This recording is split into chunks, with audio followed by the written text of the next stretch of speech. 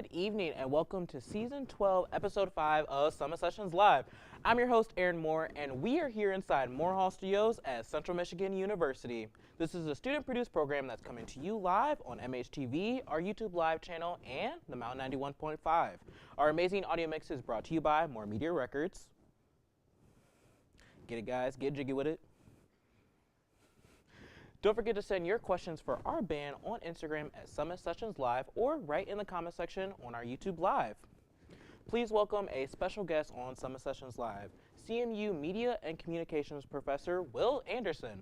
Tonight he will be performing songs from his concept album based on Herbert Hubert's audio drama titled The Son of West Branch, America's Great Humanitarian, which he wrote as an artist in residence at the Herbert Hubert National Historic Site in West Branch, Iowa. The writing and performance of this project was made possible through Central Michigan University's Faculty Research and Creative Endeavors grant. Tonight, Will is performing rhythm guitar joined by his songwriting partner from Wisconsin, John Norlin, on guitar and vocals, Carm Creasy on vocals, Ross Howell on drums, and Mick Stankiewicz on bass. Without further ado, Will Anderson and company. Wow, thanks, Aaron. I'm really glad to be here. It's a really cool kind of project that I'm doing, and what it is I have kind of built up a reputation for being an audio dramatist, where I write stories using sound of basically people talking, music and sound effects, and I've gotten pretty good at writing dramatic plays like that. But this project is going, well, how can I use music to tell a story? Can I use the same sort of thing? Can I communicate a narrative and get people to know about a story through songs? So I wrote a series of interlocking songs, and I used my Herbert Hoover audio drama as a basis for this, because I said, okay, well, what does each scene in the audio drama represent? And so it worked out pretty well, and I would like to play this first little number. The first little number is an introduction, and it talks about Herbert Hoover in his early days, and he was born in West Branch, Iowa in 1874. It's his 150th birthday coming up, so it's a very cogent and relevant time to play this. And hopefully that you'll learn more about Herbert Hoover when we're done. So this is the introduction song.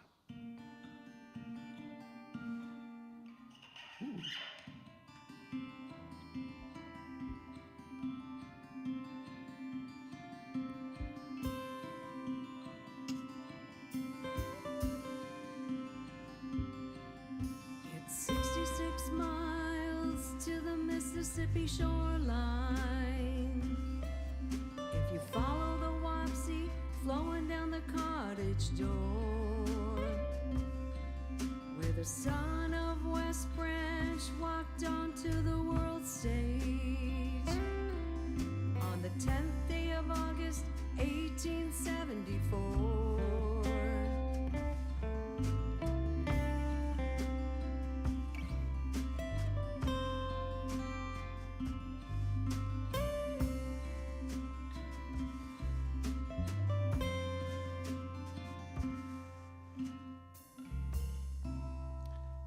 So yeah, that's the introduction. And this next song is called Huldah's Song, and this is based off the second scene of my audio drama.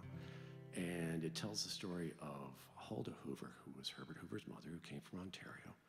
And it basically sums up what it was like being a pioneer in 1870s Iowa. And so it's kind of nice. It has kind of a lilting sort of feel, and one of the coolest parts about this piece is I used a poem that was written by Huldah Hoover when she was a young woman. I used this as a chorus, so we give some background about her, some narrative you learn, and then we get the little poem as the chorus that she wrote. So this is Huldah's Song.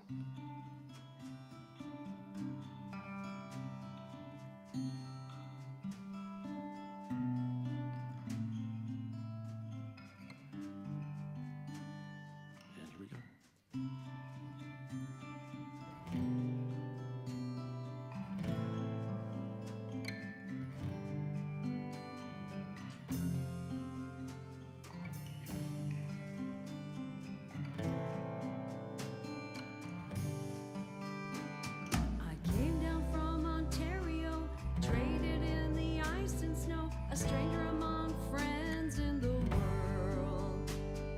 Jesse Hoover caught my eye. In 1870 I became his bride. Soon we had 2 boys and a girl. The evening winds are sighing, sighing over the plains. Moonbeams now are shining like a silver rain. Stars are brightly shining in the azure sky, and I am fondly dreaming thou art nigh. In 1876, the little general got real sick, and it pulled him back from the grave. 4 years later, on a fateful day, Jason came home and passed away, left me with 3 children to raise. The evening winds are sighing, sighing over the plains. Moonbeams now are shining like a silver rain. Stars are brightly shining in the azure sky, and I am fondly dreaming thou art nigh. I came down from Ontario, traded in the ice and snow. Now this room feels so dark and cold. Wow, thanks, Carm. So the next piece that we have, sadly enough, Herbert's mom and dad both pass away, and he gets sent off to live in Oregon with his uncle. And I was doing some research, reading a biography of him, and one of the best lines on here was someone in the town came out and said, "Ye are going to Oregon," and I said, "Well, that's a great line," and so I kind of wrote that into this song. And so I wrote this piece on Herbert when he's on a 7-day train trip from Iowa across the country to Oregon. And I view it through the eyes of a mother with her child coming up and talking to poor Herbert sitting there riding by himself. And this song is called Orphan on a Train.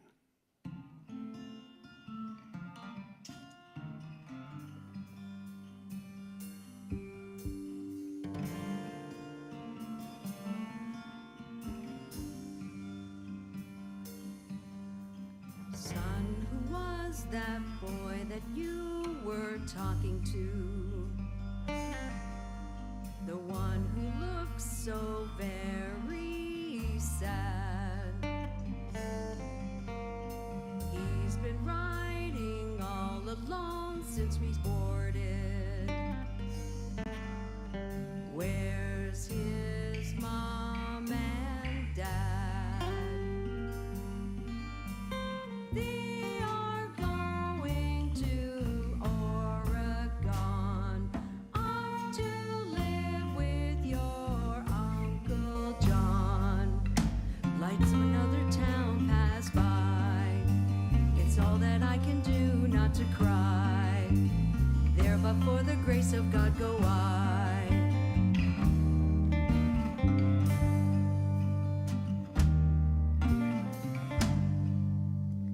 Come now, son, gather your things together, as we're about to pull into Omaha. Father will be waiting for us at the station. Say goodbye and wish your new friend well. They are going to Oregon, off to live with your Uncle John. As the train pulls out, he caught my eye, and it was all I could do not to cry. There, but for the grace of God, go I.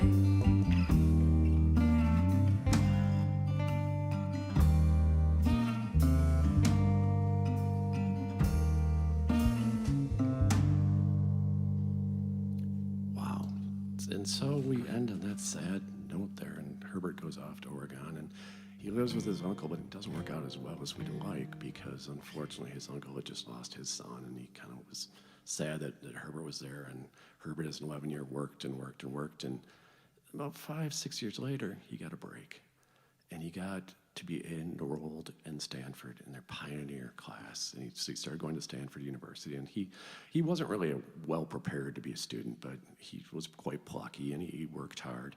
And oddly enough, he became kind of a weird cult figure around the place. He became class treasurer in his junior year when he formed a party, the Barbarian Party, and they ran against the fraternities, and he balanced the class budget. And he wasn't good enough for sports, but he became the manager of the football team and set up the USC Stanford game, which still exists to this day. And he managed the baseball team, and he also caught the eye of a young woman named Lou Henry, who was also from Iowa.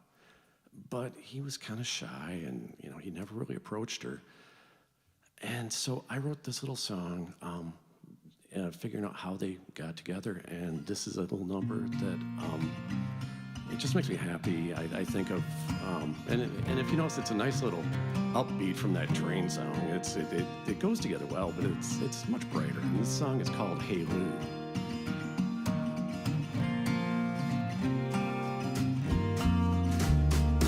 Hey Lou, it's the 5th day April of 1895, and I'm sitting to let you know you're on my mind.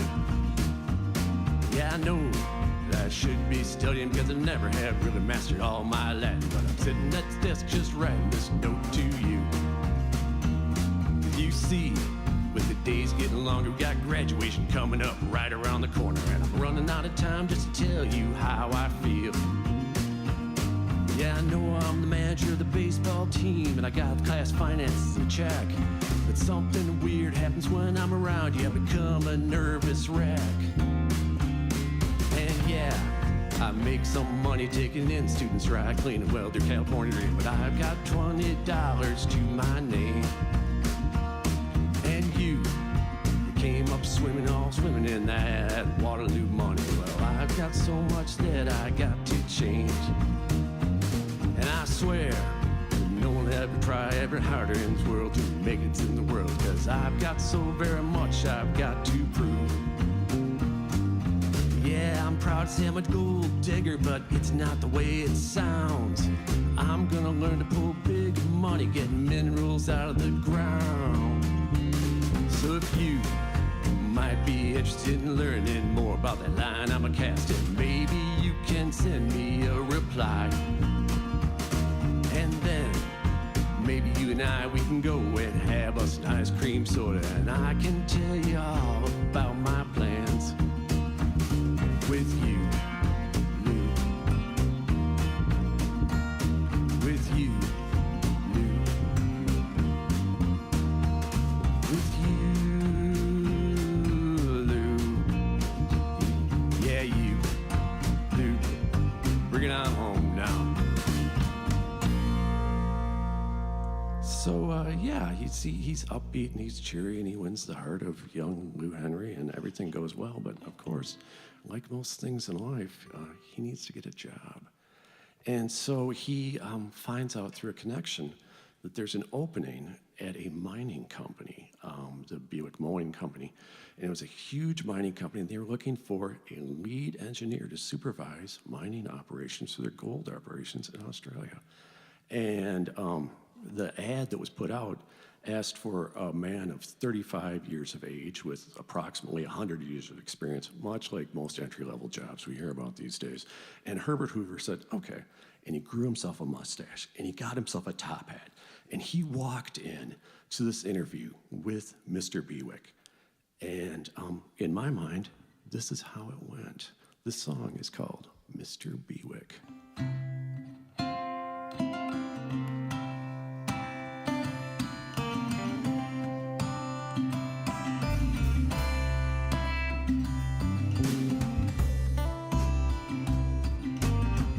Hey, Mr. Bewick, thanks for cutting me the time.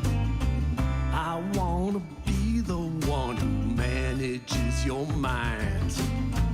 I got mad skills, swag, and all the riz I need. I'm ready for the boss stage with my engineering degree. Oh yeah. Dig it, Mr. Bewick.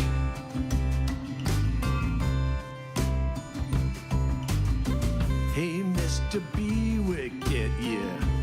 Think I'm young. Let me tell you all about the many things I've done. I can find your silver, I can mine your gold. Been collecting rocks since I was 11 years old. Oh, yeah.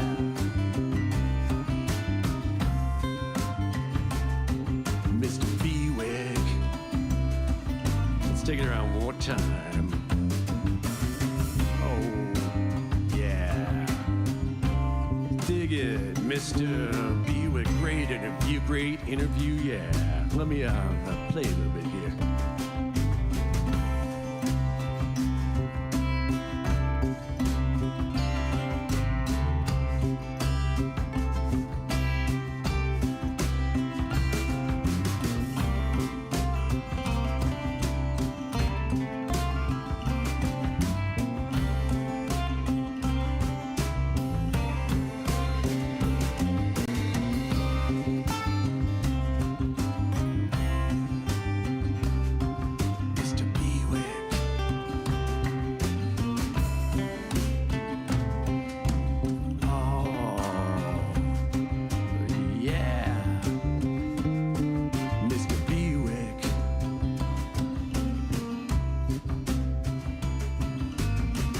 Well, Mr. Bewick, thanks for cutting me the time. Got another interview across town at 9:30. If you wanna hire me, gotta get a contract for me to sign.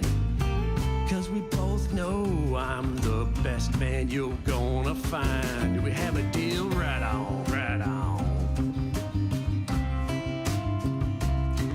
Mr. Bewick. Talk about a signing bonus, yeah.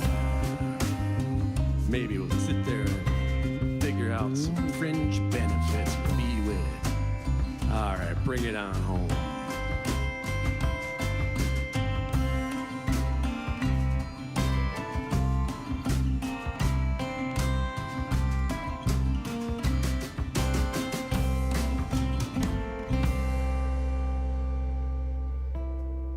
Man, I love that song.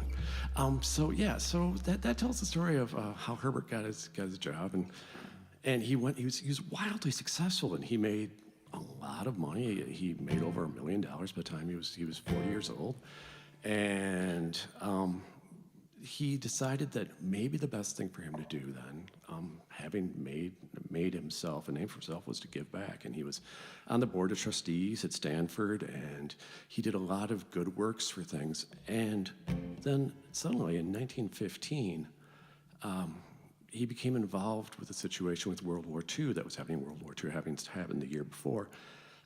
There were millions of Belgians who were starving because the battle between the Germans and the British had come, and so the Belgians were starving, and Herbert Hoover said, you know what, I can probably get food supplies through. We can bring Americans in as neutral parties and have them to save people. And it's one of the very cool things he did. Now, what's really neat about this is the next song coming up, called Burgess, was written by my friend John Norland, who I played with in a band back before I came to NIU. Back before I came to CMU, we met at NIU back in about 2000 or so. And when I pitched this project to him, I said, you know, John, I'd really like to write a group of songs about my Herbert Hoover audio drama. So let me write songs and try and tell a story. And other people I talked to, they said, that's an idea, Will. And I told John about it, and he said, sure, sounds great.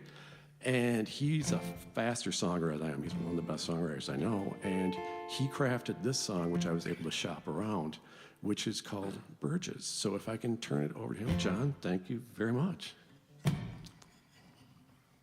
1, 2, 3, 4.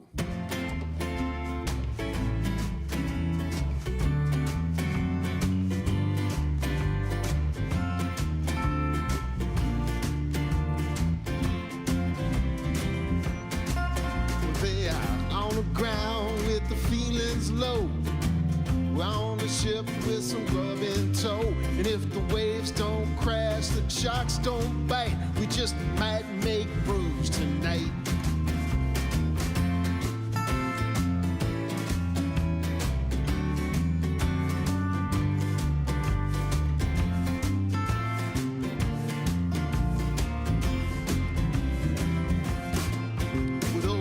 German troops sure were a surly bunch, but somehow we still ate their lunch. If the waves don't crash, the sharks don't bite, we just might leave brews tonight.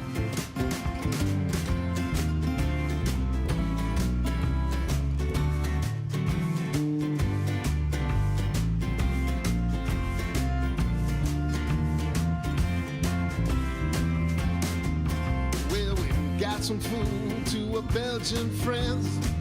We got them squaring in the end. See if the waves don't crash, the sharks don't bite, we might see New York tonight.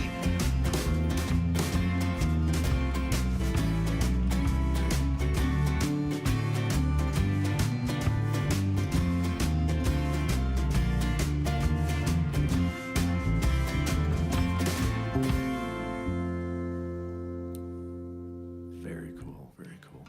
Thank you, John. So then the next scene in my audio drama talks about the 1927 flood. In 1927, Herbert Hoover had become, he was brought in by Calvin Coolidge as the Secretary of Commerce, and there was the worst natural disaster in the United States that took place with the Mississippi flood.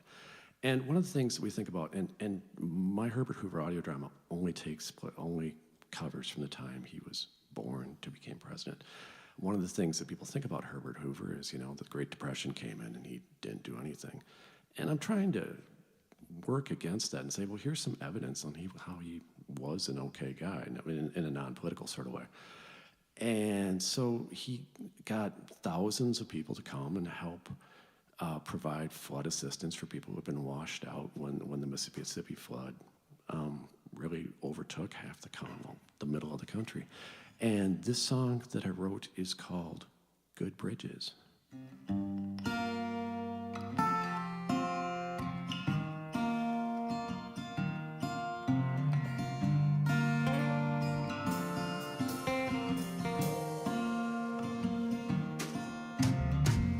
Banker told my daddy, good fences make good neighbors. Keep your mind to your own affairs.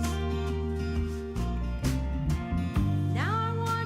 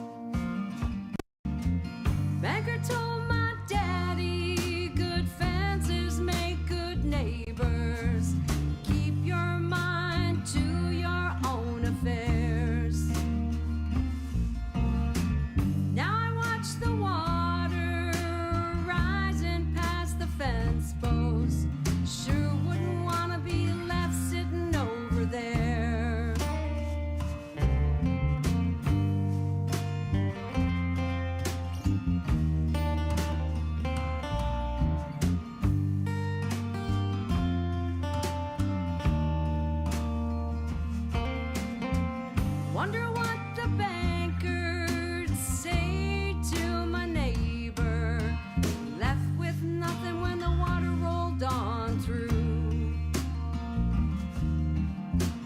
Offered him some shelter and a plate of chicken dinner. Seemed the very least that I could do. Down the road I hear that help is a-comin', with shovels and sandbags holding back the tide. Yeah, I can see that help is a-comin', coming down to mend the Great Divide. Coming down to mend the Great Divide.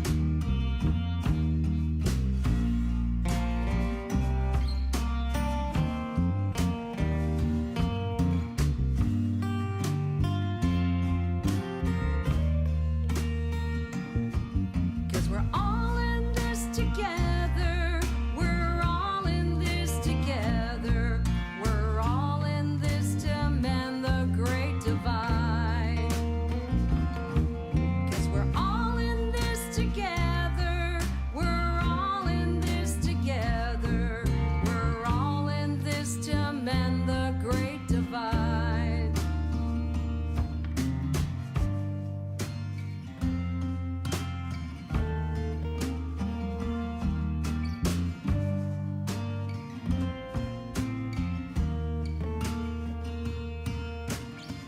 Banker told my daddy good fences make good neighbors. Wow, thank you, Cap. All right, so then, and that was, of course, good fences, not good bridges, man. That's me. The second to last song that we have, in 1928, Herbert Hoover, having left West Branch, Iowa, back in about 1887 or so, returns to West Branch, Iowa, but now as the presidential candidate. He comes in on a train on an August day, and I asked John to write this song, and this song is called Herbert Hoover's Coming Home. 1, 2, 3, 4.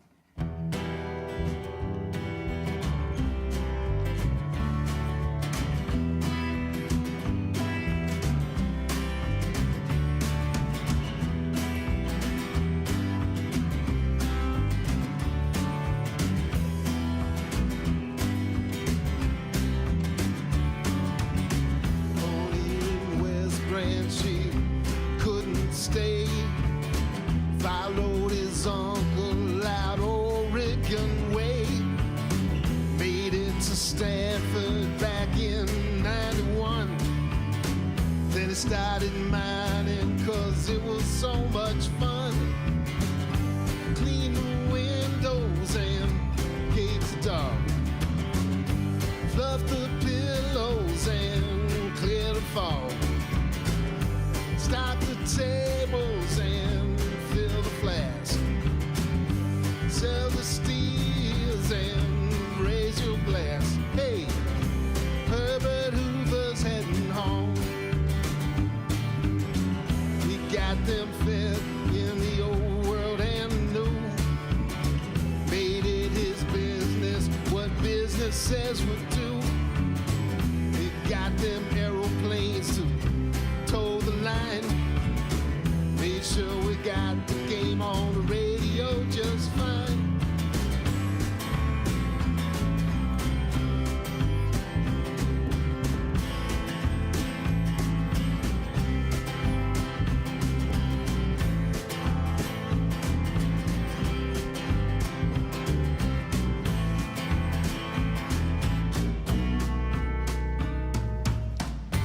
Clean the windows and cage the dog. Fluff the pillows and clear the fog.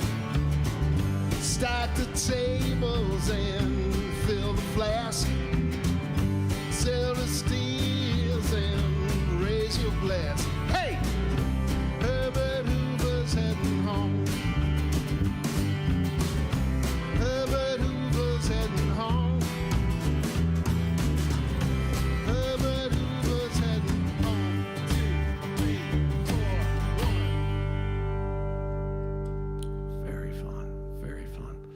And so Herbert Hoover comes back on that August day and gets off the train and looks around. And in the last closing bit of this, we have a little book ending that's very much like the intro, a little lilting water sort of feel.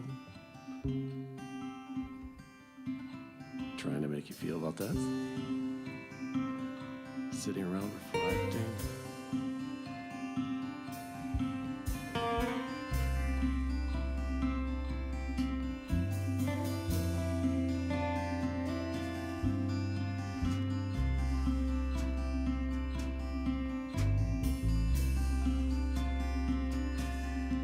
It's still 66 miles to the Mississippi shoreline. When the son of West Branch returned that August day, looking around, everything seemed much smaller, and how the creek and the streets of town all changed.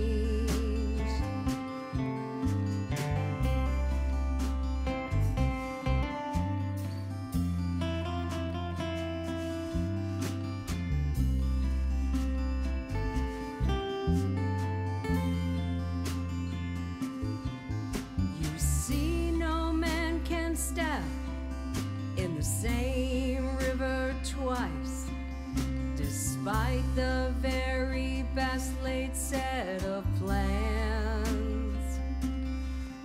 'Cause with water rolling past that cabin door,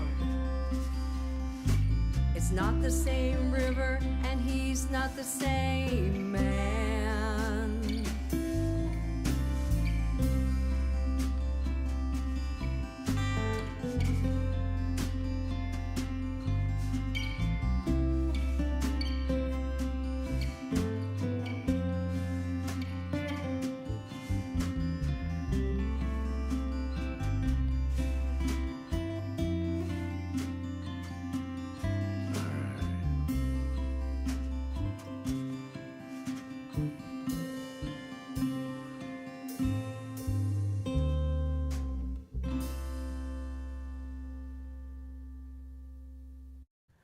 That was Will Anderson and company with their final song of the night. Now, don't go anywhere because we will be right back with a sit-down interview after Music and Men with our resident music nerd, Michaela Jarrett.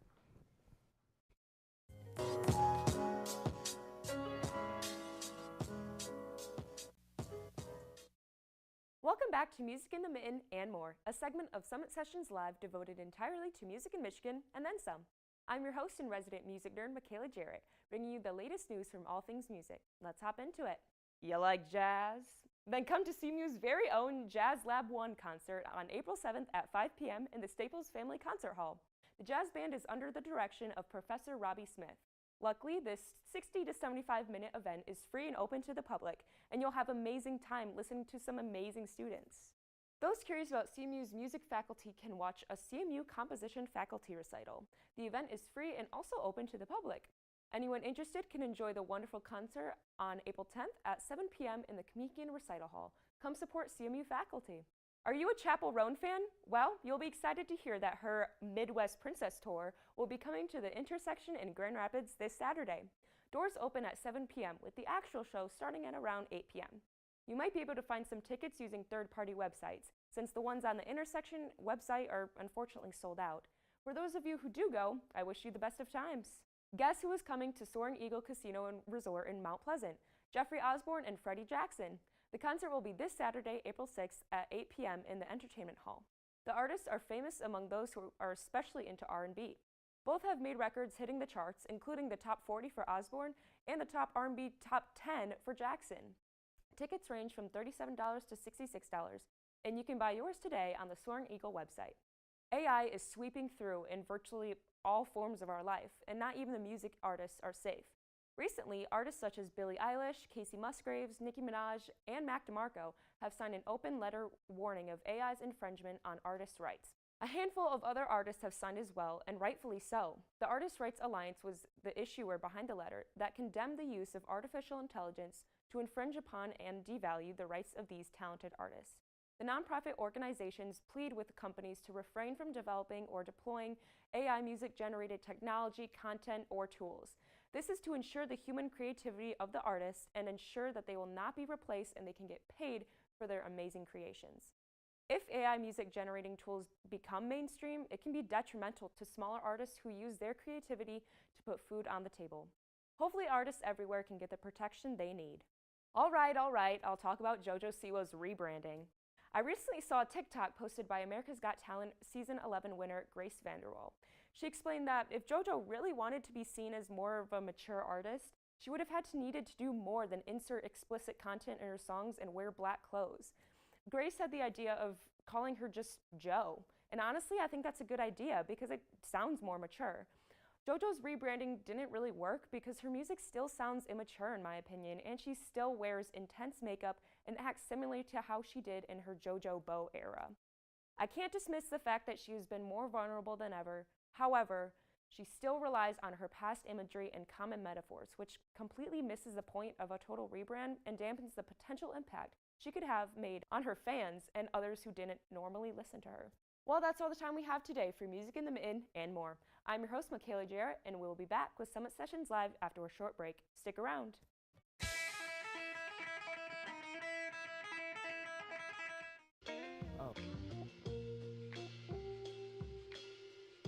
After you joined our family, it was like, I really do feel complete now.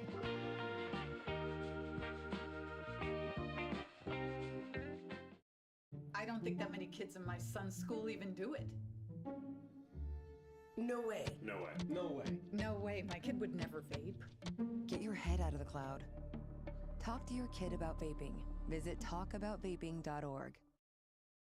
Hi, I'm Smokey Bear, and I made an assistant to help you prevent wildfires. Dude, I've got this. I've been camping since I was 5 years old. But I am a camping influencer. You know what? I'll bet you $5. Okay. Assistant Smokey, what is the best way to put out a campfire? To put out a campfire, drown with water, stir, drown again. Then make sure the fire is out cold by feeling with the back of your hand. Wait, really? I'll take the $5.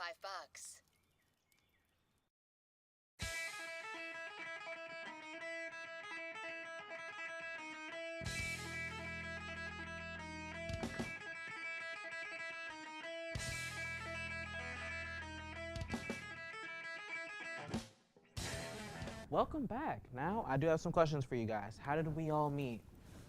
I guess if I can be the center fulcrum of the whole thing, is that even right? I don't know. John and I met, we were in grad school at Northern Illinois. We were both getting our master's degree, and we played for a couple of years, just around playing. He's got an awesome catalog of songs, and that's something I've just always just been so envious of him. That seems where the good part of power with music is if you own the songs, then you bring them with you. And so we played for about 3 years or so, and then I got this job here at CMU and came here in 2002. I took guitar lessons from Mick. I took guitar lessons from Ross, and I met Carm through my friend Brad Swanson, and Carm plays in a local band with Ross. They play in Big Smile, and my wife's a huge fan of them, so we tend to see them a lot. And it was really neat when I got this grant. I was able to say, would you be nice enough to play? And I was able to pull these people in and bring them all together. And it just, they're monster musicians, and so it was a real honor to get to work with them on that sort of stuff. I think we skipped over the fact. Another band? Big Smile? Another band. Okay, tell me a little bit about that. Wow, so we're local musicians here in Mount Pleasant, and we play your favorites of the 70s, 80s, and beyond. Oh, nice. And so in that band, Ross is on guitar, so he's quite a musician, covers it all, So we've got Big Smile, which is a really fun group that, we play around town and we play out of town as well, so we're looking forward to entertaining you. Okay, I like how we're all multifaceted. That's the kind of vibe that I'm getting from this group. Yeah, and I'm just doing the egghead thing going, I'd like to write a concept on people going, sure, we'll be in for the whole thing, and they brought a lot to it. So speaking of concept album, how did you get into audio dramas? I like writing audio dramas. I think it's just a stupid parlor trick that I know. It was one of the things that landed this position for me at CMU was I won a national audio drama script writing competition that they had back in 2001. And so I was kind of a known commodity. It's just one of those things that I'm able to do. And I've been fortunate enough, CMU has been able to nurture me doing that. And I'm probably one of the foremost audio dramatists, at least in this room. So every time I go around, somebody else goes, yeah, it's not that hard. And it's like, yeah, but nobody else is doing it. So, So you're just like, I'm the pioneer for this. I got it. Okay. Well, the thing about audio dramas is nobody was doing them until podcasting came in. And suddenly, they kind of like were the new shiny thing because people liked having scripted stories that they could do instead of just people sitting around their basement talking about, I don't know, peanut butter or whatever. So it's really neat how with new technology, audio drama has really taken back off again. And so I've gotten to teach classes. I've taught class in Beaver Island down there. I've taught a couple of honors classes. I've used audio drama to do some autism education. I've used it to teach history around. I had an audio drama that has President Davies in it, telling about CMU history. I just always, my whole research profile has been, how can I find new uses for this one stupid trick I know? And I've kind of taken audio drama about as far as I can. It's like, well, what can I do? I really like doing that. I like writing songs. Maybe I can write a concept album that will tell a story using narrative, using sound and all that sort of stuff. And so that's how I got into it. Okay. Sorry, Aaron. Long answer on... Hey, not a long answer. We love long answers. So being the audio drama aficionado, how did you get everybody in, and how's the journey been for you guys? Kind of bringing them into your... He just called me up, said, hey, man, you want to do this? And I said, yeah, I want to do it. Yeah, so it's been really fun. I'm worried to hear about meeting the other people and sort of, doing well enough, especially since we, first time I met these people were last night, the people besides Will. And but it was really fun to get somebody to go, okay, now you got to write a song that fits this. And that's never happened to me, so. And jumping in, that was the coolest part about this project is it was writing off the audio drama that exists. It kind of is like, okay, I need a song that matches this whole thing, rather than going, well, what should a song be about? So, and I've wanted to write songs, I just haven't had time or the call, and getting the grants, like, well, I guess now I got to do it. And that's why I went to John, because he's just so good at it. And he had 2 songs cranked out within a couple months, so I was usually able to use as a proof of concept and say, look, this could work. No one else has done this, writing audio drama, writing songs based off an audio drama for a concept album. It's breaking cutting edge research here. And so, hey, I love it either way. And then I just, I talked to Ross, I talked to Mick, I talked to Carm. I said, would you consider please doing this? And they kindly said, yeah, they would. And so it's just been, I've been able to pick just monster musicians to bring my vision to life, and it's just been amazing. That's cool. How's it been for you, Ross? Oh, it's been great. Yeah, I don't turn down a shot to do music with anybody, but Will's songs really were quite interesting and different, and he, being a drummer, you're really just backbone, but we were trying to, Will really worked with me to like make sure that each song had its own mood, its own flair.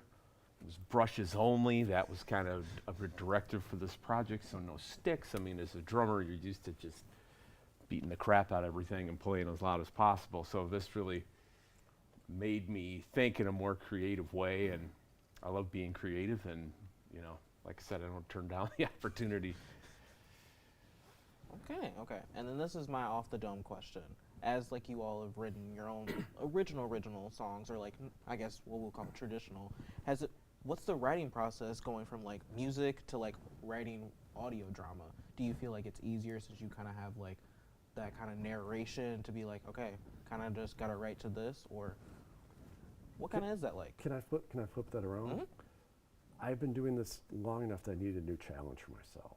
And I'm very good at writing audio drama, and I'm very good at giving you a script, you act it out. You never see Will on TV. I don't act to my own stuff. I don't like my own voice. I don't, and I basically am never there. And with this project, I said, okay, I'm going to sit there and go out of my comfort zone, write this sort of stuff, and go out and perform it, and actually sing it, you know, for better or worse, and you know, try and just challenge myself to do something new. So it's been an amazing and terrifying experience. I feel much better now. Hey, you got it done. Got it done. It's water on the bridge now. It's water on the bridge. But can I ask, what is your favorite lyric out of like the entire concept album? I gotta say, it's probably where Herbert Hoover says, "I got mad skills, swag, and all the riz I need." Ready to hit the boss stage with my engineering degree. It just made me happy. You know, I can see him with his top hat and his little mustache walking in and doing that. Okay, I couldn't, but I wish he had. Okay, I need to know, who was in the writer's room to feed you that line, Riz? Oh, I think someone, and that's the whole thing. I had to check and make sure it didn't have a second meaning. Someone said, "I don't have Riz." I'm going, what's this word? Because I love, if it's really neat, I love using slang. If you go over one of my audio dramas, it's over in the biology building next door, the biosciences building. It's right across from the aquarium. And if you scan that, it's got 2017 slang that I kind of took from my daughter, and it's like, you know, all these things that people were talking about in that time, and you know, get good scrub, which you know was fascinating in 2017, and stop being a mean girl. I basically like hearing how people talk, and it just I think it's a good line, you know. I think it caught me off guard. I was like, the first time I was like, huh, okay. And then I was like, now I kind of like it. It's not going to age well at all. 3 years from now, it will sound so clunky, but then it will sound like maybe Herbert Hoover in 1895 did say Riz. Who knows? Hey, you're trailblazing. You're trailblazing the entire thing. So what kind of genres are you trying to explore with the audio dramas? I do a whole bunch of genres. I do historical stuff. I do comedy. I do horror. I do horror. You know, I find it a fascinating thing to work on because it's fun to do. It's easy to do. Students seem to be really interested. It's like, and working, almost everyone I come up to talk to about working in audio drama, it's like, you want to be in an audio drama? You have a good voice. And it's like, I've never been in one. It's not too hard. I'm sorry.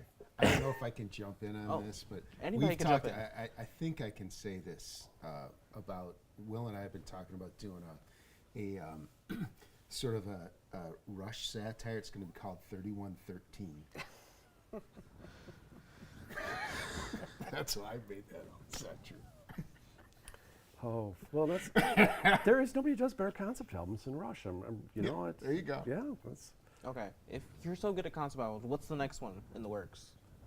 Are you talking to him or are you talking to me? I'm talking to anyone.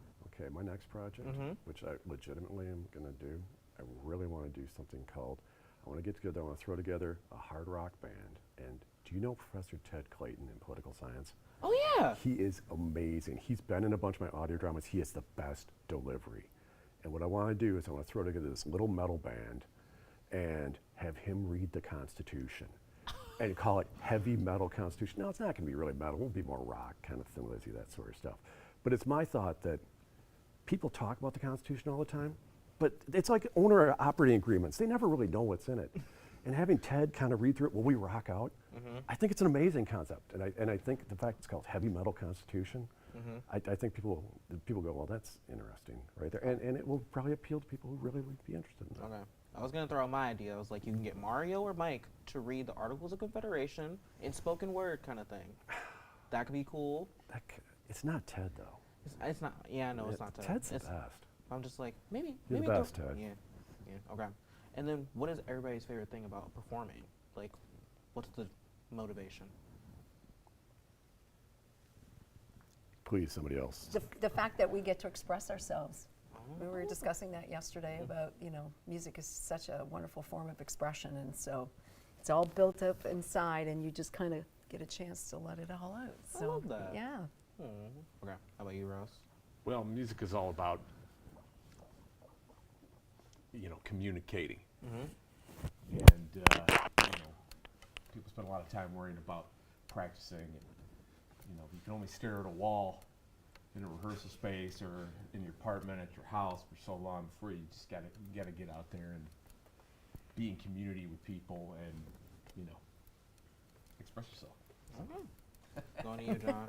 All right. Well, one of the big things for me is, you know, when I'm at home practicing something by myself and there's no audience, I always, somehow the energy just doesn't come. And I just go, I can't really do this. But as soon as I'm in front of an audience with, especially with some other musicians, taking up little space, you know, little roles in the song, all of a sudden my game goes up. Now, still, at the end of any performance, there are all kinds of mistakes. God, wish I wouldn't have done that. But that's a big thing that I enjoy. Is it sort of you know, tells me that I don't suck as much as I thought. I was like, I was watching you sing. You didn't do one bad thing. Okay, well, thank He's you like a very much. machine in the whole thing. That's why I'm so glad to work with him. That's Well, thanks, man. That's my whole thing. And also that thing we did last night about getting the room, right?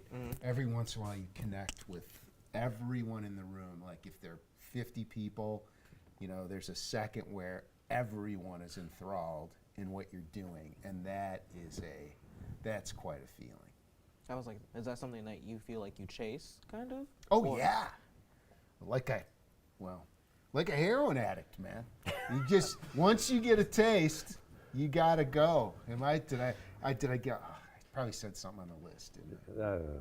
It's okay. It's okay. Go ahead, Will. I'm just really, the coolest thing is, since it's been a long time since I've performed without anyone, generally I'm just kind of hammering around the house and writing little stuff and going, well, that's interesting, putting it aside, because it's not going to do anything.